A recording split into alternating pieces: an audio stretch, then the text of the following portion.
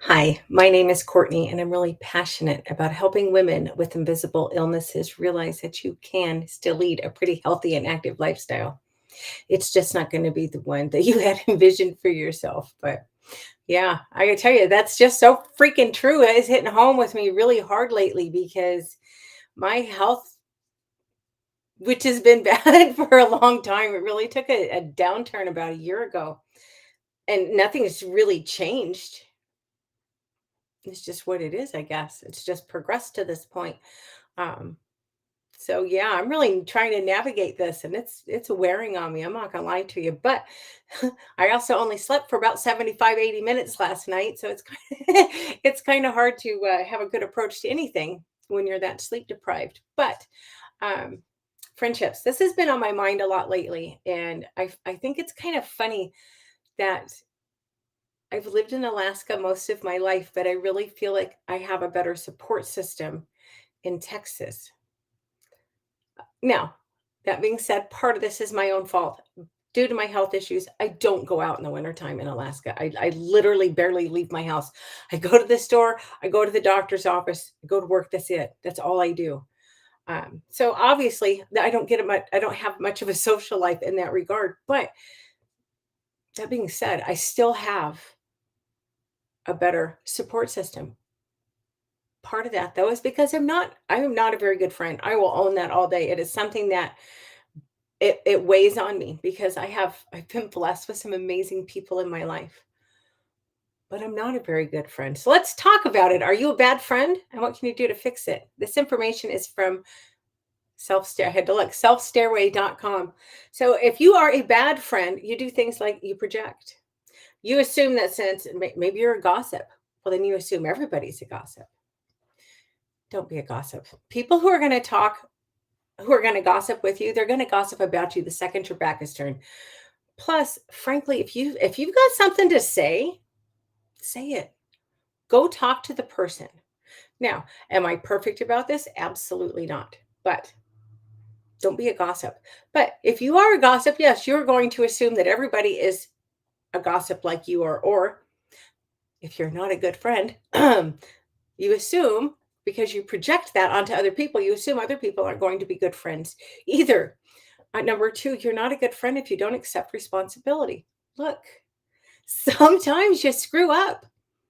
Don't blame it all on the other person. We all know somebody like this. They just have such a hard time admitting they were wrong. But if you want to have good friendships, you've got to be able to own your BS and, hey, look, I'm sorry. That was wrong.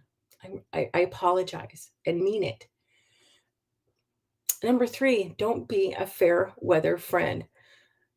I will say that's one thing with my health issues. People don't call me just because they need something because they know I'm not going to help them anyway. It's not that I don't want to. I mean, a lot of times I would be willing, but I can't help somebody move or anything like that. So, oh my gosh. So that being said, um, when I was in Texas this last time I moved, not very far, it's like I think 15 miles. But I had all these people, well, I'll help you. Well, I don't want to bother anybody. So, and I didn't really have that much stuff. But because my health issues, I should not have done it alone. I should have let my friends help me. I paid a high price for that. But don't be a fair weather friend. Number five, number four, don't constantly one up your friends. I hope I don't do this. I don't think I do, but you know the type. No matter what the occasion is, they've had it better or they've had it worse. Now, you need to remember when somebody does that to you, yes, it's kind of annoying and obnoxious, but you need to remember that comes from a place of insecurity. I have a really close friend who's terrible about this, but I just remind myself when she does it that look, she loves you and she doesn't mean it that way. And at the end of the day, it's up to us to choose how we decide to process what somebody else says. I'm so tired. I have no idea how this is going. Number five, you are a bad friend if you don't listen. Oh my gosh. And yeah, having a chronic illness, this is an issue. This is an issue. But here's the thing, and I'm very guilty of this too. Most of us, we don't listen to understand. We listen to respond. You know what I mean? You're listening to somebody talk and you're thinking, okay, shut up because I got something to say now. Far better to take the approach of what are they really trying to tell me here? I can be bad about that. Yeah, I'll admit that. And number 6, you're a bad friend if you don't keep your word. Well, obviously, right? Being tardy, it's not keeping your word. I have one of my best friends, and I'm not talking behind her back. This is nothing I've not said to her face. Um, she's notoriously late. And I don't mean like 10, 15 minutes late. I mean like an hour. So what I used to do, this was before cell phones. If she was supposed to be at my house at say 3:30, if she wasn't there by 3:45, I left. It didn't matter if I had anywhere to go or not. I would just leave just to prove a point. And she got really mad at me about it. And I said, no, because truly, and I say this as somebody who struggles with, okay, my new favorite term, time blindness. I'm not time blind. I just screw around and I don't pay attention. But for somebody who struggles with so-called time blindness, I have empathy for people who are late. I do. But here's the thing. When you're habitually late to meet your friends or your family, or I guess really anything, you're trying to control the situation. Doesn't matter if you want to admit that or not, you are. So you need to be able, people need to be able to rely on you. Now, that being said, my one girlfriend, if I were to call her and say, look, I need you and I need you right now, she would move heaven and earth to get to me right now. But if it's just, hey, let's hang out, and she gets there when she feels like getting there. I still love her.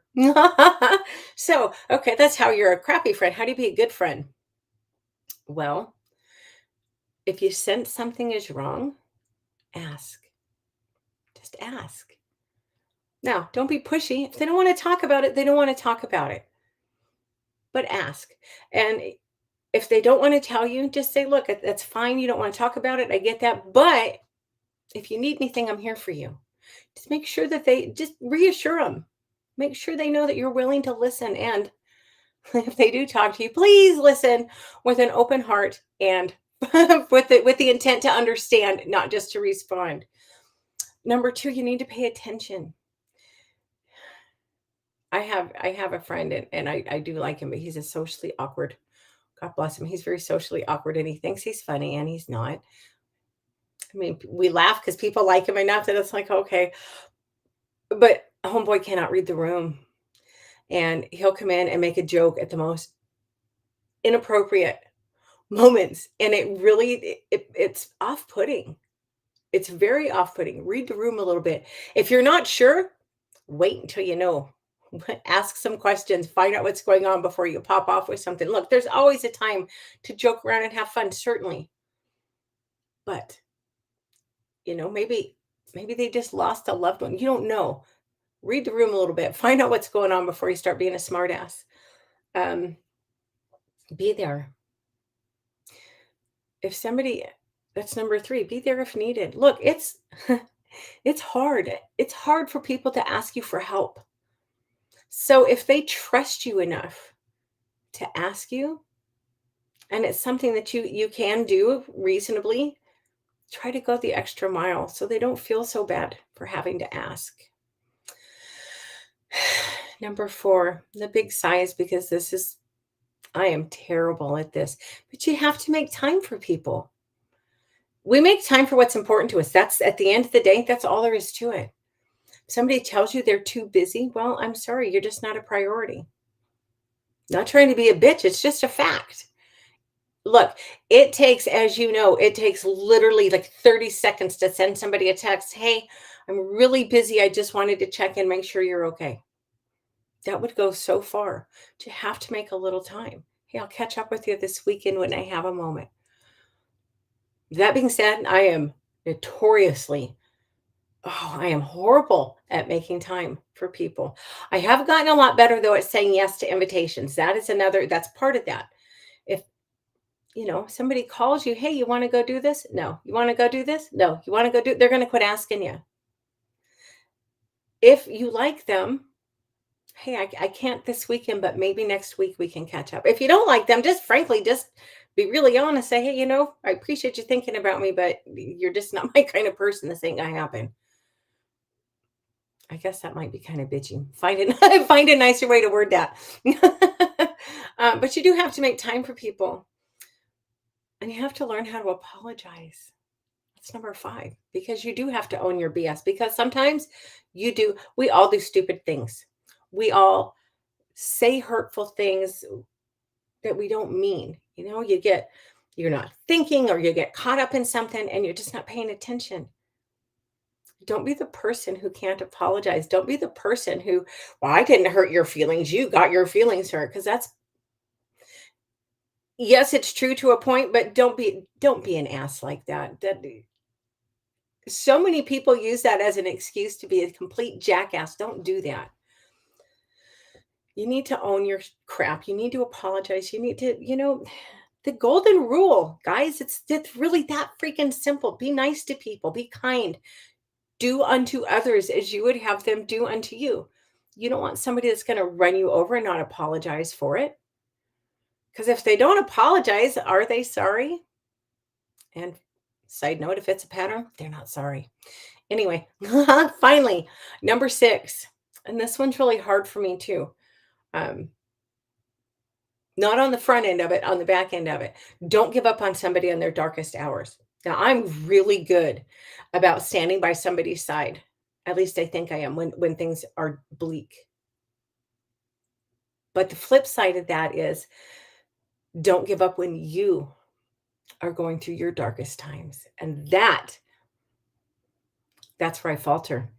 My friend Sandy, she said, I have 2 friends in Texas who love to argue over who's going to pick me up and drop me off at the airport. But my friend Sandy was taking me to the airport the last time I was down. So this was in early May. And she made a comment. I don't remember exactly what she said, but she made a comment about, hey, you know what? You kind of just go radio silent. And I don't like it. Well, that's fair.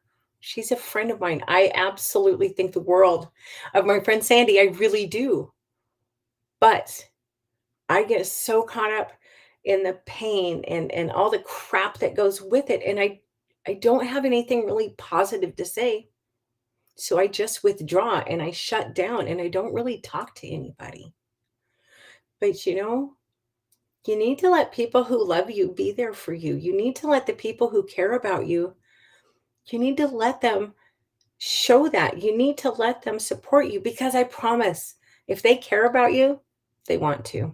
Anyway, that is all I have. I am so freaking tired. I am gonna go. I wish I could tell you that I was gonna go take a nap, but I'm not. I got things I have to go do, unfortunately. But I'm hoping for a nice, peaceful afternoon. I hope you guys have a great weekend. I will be back around 11 o'clock Monday, 11 o'clock Alaska time. Bye. Gosh, dang it.